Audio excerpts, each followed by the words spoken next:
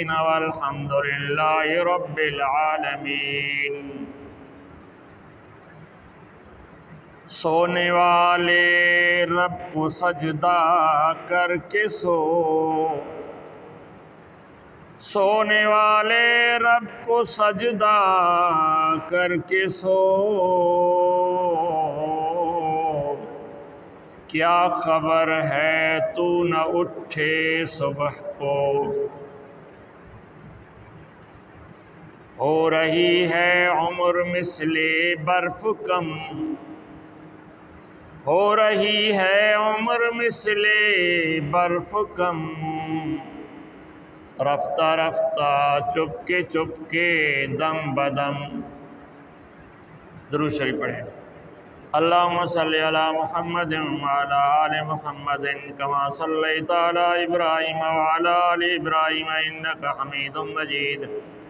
اللہم بارک علی محمد وعلی آل محمد کما بارکت علی ابراہیم وعلی آل ابراہیم انک حمید مجید۔ محترم المقام، واجب الاحترام ڈگری بلوچ کالونی، فتح ٹاؤن، یوسف آباد اور ارد گرد کے مسلمانوں، آپ کے سامنے قرآن مجید سے کچھ تلاوت کی گئی ہے۔ نبی صلی اللہ علیہ وسلم کی ایک حدیث احقر نے پڑھی ہے۔ وقت چونکہ کم ہے اسی لیے مختصر بات کی جائے گی۔ ان آیتوں اور حدیث میں اللہ تعالیٰ اور نبی صلی اللہ علیہ وسلم نے نماز کے بارے میں بیان فرمایا ہے۔ یہ نماز کیا ہے؟ نماز ہر مسلمان پر فرض ہے۔ یہ فرض میں نے اور آپ نے، نبی نے نہیں کیا بلکہ اللہ نے کیا ہے۔ اور اللہ نے ایک دفعہ نماز میں حکم نہیں دیا بلکہ بار بار حکم دیا۔ اللہ نے نماز کی تاکید کی، یہاں تک کہ نبی اکرم صلی اللہ علیہ وسلم نے فرمایا لا ایمان لمن لا صلاۃ لہ، جو نماز نہیں پڑھتا اس کا ایمان بھی نہیں ہے۔ لوگ تو یہ کہتے ہیں بھئی بس دل صاف ہونا چاہیے، نیت صاف ہونی چاہیے، نمازوں میں کیا رکھا ہے، روزوں میں کیا رکھا ہے۔ نہیں، یہ غلط ہے۔ یہ کہنا، یہ سوچنا غلط ہے۔ کیا پیغمبر سے زیادہ تمہارا دل صاف ہے؟ پیغمبر کے صحابہ سے زیادہ تمہارا دل صاف ہے؟ انہوں نے نمازیں پڑھی ہیں اور تو ان سے بھی زیادہ ہے کہ تو نماز نہیں پڑھتا اور تیرا دل صاف ہے، تیری نیت صاف ہے؟ نہیں، بلکہ یہ نماز فرض ہے۔ اللہ تعالیٰ فرماتے ہیں ان الصلاۃ کانت علی المؤمنین کتابا موقوتا، بے شک نماز مسلمانوں پر فرض ہے، جو اس کا وقت ہے اس کے وقت میں نماز پڑھو۔ ایسا نہ ہو کہ ظہر کی نماز عصر میں پڑھو، عصر کی نماز مغرب میں پڑھو، مغرب کی نماز عشاء کے ٹائم پڑھو، عشاء کی نماز فجر کے ٹائم پڑھو۔ نہیں، ہر نماز کا جو وقت 1 گھنٹہ 2 گھنٹہ 3 گھنٹہ مقرر ہے اسی وقت میں تمہیں نماز پڑھنی چاہیے۔ اور پھر اس نماز کی قیمت کو اور ثواب کو بڑھانے کے لیے اللہ نے مسجد اور جماعت رکھی ہے۔ نبی اکرم صلی اللہ علیہ وسلم نے فرمایا کہ جو مسجد میں نماز پڑھتا ہے، جماعت کے ساتھ نماز پڑھتا ہے، اکیلے سے اس کی نماز 27 گنا زیادہ اس کو ثواب ملتا ہے۔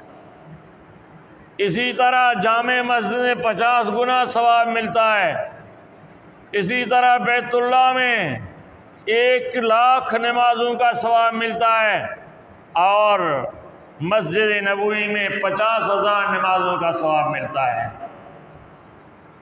تو اس طرح جو ہے تو نمازوں کی قیمت بڑھ جاتی ہے، اور وقت مقررہ پر جو ظہر کی نماز ظہر میں، عصر کی عصر میں، مغرب کی مغرب میں، یہ لازم ہے۔ ہاں، کسی وجہ سے اگر وقت پر بندہ نماز نہ پڑھ سکتے تو پھر اگلے وقت میں قضا کر کے وہ نماز پڑھے۔ اب قضا کرنے سے کیا ہوگا؟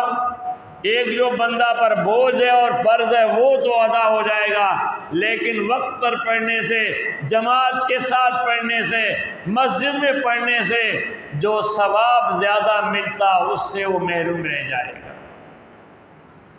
تو اسی لیے رب ذوالجلال نے فرمایا وَأَقِیمُوا الصَّلَاةَ وَآتُوا الزَّکَاۃَ، اے مسلمانوں مومنوں اپنی نمازوں کو قائم کرو۔ نمازوں کو قائم کرنے کا حکم دیا گیا ہے۔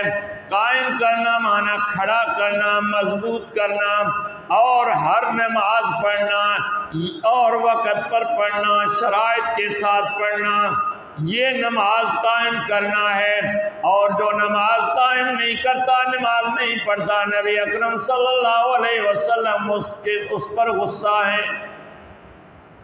اب یہ نماز کی کیا اہمیت ہے؟ نبی اکرم صلی اللہ علیہ وسلم کے پاس ایک دفعہ ایک نابینا صحابی جو دیکھتے نہیں، عبداللہ بن ام مکتوم آتا ہے، یا رسول اللہ صلی اللہ علیہ وسلم کبھی مجھے نماز کے لیے لانے کے اپنے جب بندہ ملتا ہے، کبھی کوئی نہیں ملتا، یا رب ذوالجلال مجھے اجازت دیجیے کہ میں اپنے گھر میں نماز پڑھ لوں۔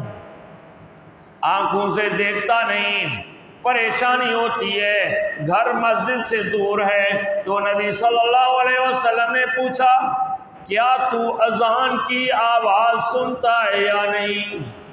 اس وقت اذان کی آواز مسجد کے باہر کے دیوار کے ساتھ مسجد کے حدود میں چبوترا بنا کر اذان دیا کرتے تھے، یا کوئی مینار بنا کر اس پر اذان دیا کرتے تھے، تو اسی طرح ارد گرد میں آواز پہنچ جاتی تھی۔ تو وہ صحابی کہتا ہے ہاں یا رسول اللہ میرے گھر تک اذان کی آواز آتی ہے، میں سن لیتا ہوں۔ تو نبی نے فرمایا پھر جیسے چاہو تم مسجد میں آ جاؤ، تمہیں گھر میں نماز پڑھنے کی اجازت نہیں۔ یہ کون اجازت مانگتا ہے کہ اللہ رب ذوالجلال نے عبس و تولی میں اس نابینا صحابہ کی تعریف کی ہے؟ اس کے بارے میں نبی اکرم صلی اللہ علیہ وسلم کو اللہ نے تاکید کی ہے، اللہ نے خود اس کی تعریف کی ہے۔ وہ بھی اگر نابینا ہونے کی وجہ سے بغیر جماعت کے مسجد کے بغیر گھر میں نماز پڑھنا چاہتے ہیں، نبی انکار کر دیتا ہے۔ اللہ نے اسے وہ مقام دیا کہ نبی جب جہاد میں جاتے تھے، جب غزوات میں جاتے تھے، تو اسی کو اپنا قائم مقام بنا کر نماز پڑھنے کے لیے، پڑھانے کے لیے چھوڑ دیتے تھے۔ وہ مسجد نبوی میں نمازیں پڑھایا کرتے تھے، کیونکہ نہ دیکھنے کی وجہ سے وہ جہاد میں نہیں جا سکتے تھے، تو نبی کا مصلی سنبھالتے تھے۔ اس کو بھی گھر میں نماز پڑھنے کی اجازت نہیں ملی۔ تو رب ذوالجلال نے فرمایا وَأَقِیمُوا الصَّلَاةَ، نماز قائم کرو، وَآتُوا الزَّکَاۃَ، زکوٰۃ ادا کرو، وَارْکَعُوا مَعَ الرَّاکِعِینَ، نماز جماعت کے ساتھ پڑھو، نماز جماعت کے ساتھ پڑھو۔ نبی کے دور میں عورتیں بھی جماعت کے ساتھ نماز پڑھتی تھیں، لیکن بعد میں لوگوں کے دلوں میں فتور آ گیا، فتنہ و فساد ہو گیا، تو اسی لیے ائمہ نے، علماء نے عورتوں کو کہا اپنی گھروں میں نماز پڑھو۔ ہاں البتہ جس مسجد میں ایسی جگہ ہو کہ مرد الگ ہوں، عورتیں الگ ہوں، ایک دوسرے کو نہ دیکھیں، ایک دوسرے کی آواز نہ سنیں، بے پردگی نہ ہو، تو ان شرائط کی وجہ سے اگر کوئی جائے تو اس کی گنجائش ہو سکتی ہے، ورنہ عورتوں کے لیے اب گھر میں نماز پڑھنے کا حکم ہے، اور مردوں کے لیے جماعت کے ساتھ پابندی کے ساتھ نماز پڑھنے کا حکم۔ آگے پھر فرمایا وَآتُوا الزَّکَاۃَ، زکوٰۃ ادا کرو۔ یہ زکوٰۃ مال میں سے سال میں ایک دفعہ دی جاتی ہے، یہ زکوٰۃ بھی فرض ہے، نماز بھی فرض ہے۔ وَارْکَعُوا مَعَ الرَّاکِعِینَ، اور تم نماز جماعت کے ساتھ پڑھو، جھکو جھکنے والوں کے ساتھ، اکیلے نہیں جھکو، اکیلے نماز نہیں پڑھو بلکہ جماعت کے ساتھ پڑھو۔ أَتَأْمُرُونَ النَّاسَ بِالْبِرِّ وَتَنْسَوْنَ أَنفُسَكُمْ، اب اللہ تعالیٰ ان لوگوں کے لیے تنبیہ کرتے ہیں ان کو جو کہتے ہیں ہر کام دوسرا کرے میں کچھ نہ کروں۔ ایک آدمی دوسرے کو کہتا ہے نماز پڑھ لیکن خود پڑھتا نہیں، دوسرے کو کہتا ہے قرآن پڑھ خود پڑھتا نہیں، وہ کہتا ہے دوسرے میرے ساتھ اچھا چلیں، وہ خود اچھا چلنے کی کوئی نہیں کرتا، یہ سوچتا ہے دوسرے مجھے سلام کریں خود دوسروں کو سلام نہیں کرتا، یہ سوچتا ہے دوسرے میرے احترام کریں خود دوسروں کا احترام نہیں کرتا، یہ سوچتا ہے دوسرے سارے درست رہیں میں تو ٹیڑھا رہوں پرواہ نہیں، میں سست رہوں پرواہ نہیں، ہر کوئی اپنے آپ کو نہیں دیکھتا۔ تو اللہ فرماتے ہیں تامرون الناس بالبر، اے لوگو تم لوگوں کو تو اچھائی کا کہتے ہو، وتنسون انفسکم اپنے آپ کو بھول جاتے ہو۔ دوسروں کے ساتھ ساتھ اپنی بھی اصلاح کرو۔ اگر تم کہتے ہو معاشرہ خراب ہے پہلے خود کو سدھارو، تم سوچتے ہو لوگ خراب ہیں پہلے اپنی خرابیاں دور کرو۔ ایک شاعر کا شعر ہے جس کا مفہوم یہ ہے، کہا کہ پہلے میں دیکھتا تھا کہ کسی میں کیا عیب ہے، کسی میں کیا عیب ہے، کوئی کیسا ہے کیا کوئی کیسا ہے، کہا جب میں نے اپنے اوپر اپنے کردار پر نظر ڈالا تو سب سے برا میں نظر آیا، مجھ سے کوئی برا نظر نہیں آ رہا، سب سے برا میں نظر آیا۔ اپنے آپ کو دیکھو تو دوسروں کی غلطیاں، دوسروں کی میخ نکالنے کے بجائے اپنی غلطیاں دور کرو اور اپنے آپ کو ٹھیک کرو، پھر دوسروں کو بھی ٹھیک کرو۔ آپ نے دیکھا ہوگا کہ بے نمازی جب دوسرے کو کہتا ہے نماز پڑھو، اگر وہ ادب کرتا ہے تو ٹھیک ہے، اگر حجتی ادب نہیں کرتا کہتا پہلے خود تو پڑھ، مجھے کہتا ہے۔ اسی طرح جو ہے تو یہودی بھی ایسے ہی تھے، خود انہوں نے دین چھوڑ دیا تھا اور دوسروں کو نیکی کی تلقین کرتے تھے، صرف سرسری زبان سے کتاب پڑھ کر سناتے تھے، تو اللہ نے ان کو بھی فرمایا تامرون الناس بالبر وتنسون انفسکم، اے لوگو تم لوگوں کو تو نیکی بتاتے ہو اپنے آپ کو بھول جاتے ہو، خود کو برائیوں میں ڈالتے ہو۔ وانتم تتلون الکتاب، حالانکہ تم کتاب پڑھ رہے ہو، اس کتاب پر عمل کرو۔ یہ جو قرآن آیا ہے ہم بھی اس پہ عمل کریں۔ آج کل ہم نے قرآن کو نعوذ باللہ چھٹی دے رکھی ہے، اس کی تلاوت نہیں کرتے، اس کی زیارت نہیں کرتے، اس کا ترجمہ نہیں سنتے، نہ جو ہے تو پڑھتے ہیں، تو اسی لیے قرآن اب ہمیں بوجھ لگنے لگا ہے۔ اگر ہم ڈاکٹر کے پاس گئے، مریضوں کی رش ہے، ڈاکٹر نے 2 گھنٹے کے بعد ٹائم دیا، پرواہ نہیں ہے، دعوت میں گئے 2 گھنٹے بعد کھانا ملا، پرواہ نہیں ہے، بازار میں گئے 5-10 منٹ کھڑے رہے، وہ دوسرے گراہکوں میں مصروف ہے اور جو ہے تو وہاں کھڑے رہے، ہمیں پرواہ نہیں ہے۔ لیکن مسجد میں آئے، اگر مولوی نے تقریر زیادہ کی تو پریشان ہو گئے، نماز میں 1-2 منٹ لیٹ ہو گیا تو پریشان ہو گئے۔ نہیں، دوسروں کے عیوب دیکھنے والوں اپنے عیوب کو بھی دیکھو اور اپنی خامیوں کو بھی دیکھو۔ یہ مولوی بھی انسان ہوتا ہے، پیشمام بھی انسان ہوتا ہے، اور جو ہے تو تم اس کو دیتے کیا ہو، 24 گھنٹہ وہ تمہارا قیدی ہے، تو اسی لیے پہلے خود کو دیکھو کیا تم اس کی خدمت صحیح طریقے سے کرتے ہو۔ تو اسی لیے دیگرارا نصیحت خود میاں فضیحت، خود تو غلط کاموں میں مبتلا ہو، دوسروں کو نصیحت کرنا۔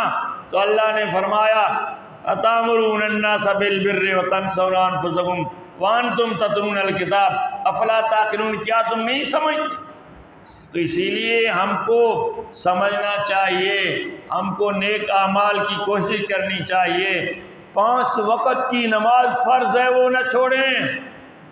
پہلے تو کم لوگ ایسے تھے تو نماز چھوڑتے تھے، آج لوگوں کی اکثریت نماز چھوڑ بیٹھی ہے۔ آج ہم جب مسجد میں آتے ہیں جماعت پڑھانے کے لیے، میرے محلے کی کتنی بڑی مسجد ہے اور جامع مسجد کتنی بڑی ہے، جب دکانداروں کا تجارت کا ٹائم ہے، لوگوں کا ٹائم ہے تو لوگ آتے ہیں، عشاء میں جاؤ 1-2 صفیں مشکل سے ملیں گی، کیا ارد گرد گھر نہیں ہے اس کے؟ ہمارے محلے میں 1-1.5 صف ہوتے ہیں، باقی نمازوں میں صبح کے ٹائم آدھی صف بھی نہیں ہوتی، کہاں گئے یہ لوگ؟ کیا نماز فرض نہیں ہے؟ تو اللہ کے نبی صلی اللہ علیہ وسلم نے فرمایا الصلاۃ مفتاح الجنہ،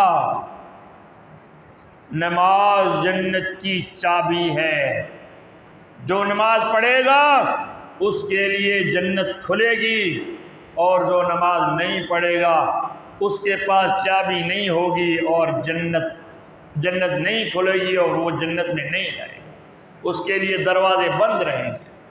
تو اسی لیے نماز کے لیے اگر کام کا حرج ہوتا ہے پرواہ نہیں، آرام کا حرج ہوتا ہے پرواہ نہیں، اگر کچہری کا حرج ہوتا ہے پرواہ نہیں، لیکن نماز نہیں چھوڑنی چاہیے، کیونکہ اللہ نے قرآن میں جگہ جگہ نماز کی تاکید کی ہے، نبی صلی اللہ علیہ وسلم نے نماز کی تاکید جگہ جگہ کی ہے۔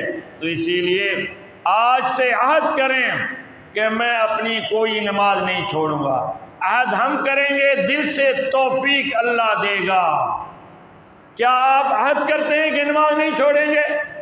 اپنے دل میں عہد کرو، اپنے دل میں وعدہ کرو، مجھے نہیں بتاؤ، اپنے دل میں وعدہ کرو کہ نماز کوئی نہیں چھوڑیں گے، چاہے کچھ بھی ہو جائے نماز نہیں چھوڑیں گے۔ تو نماز یہ اہم چیز ہے، اللہ تعالیٰ میں عمل کرنے کی توفیق عطا فرمائے۔ اصل میں مجھے بولنا کسی اور مضمون پر تھا، لیکن یہ بھی اہم چیز ہے، یہ نماز بھی ضروری ہے، یہ ہم پر فرض ہے، اسی کا خیال کریں۔ اللہ ہمیں عمل کی توفیق عطا فرمائے۔ وآخر دعوانا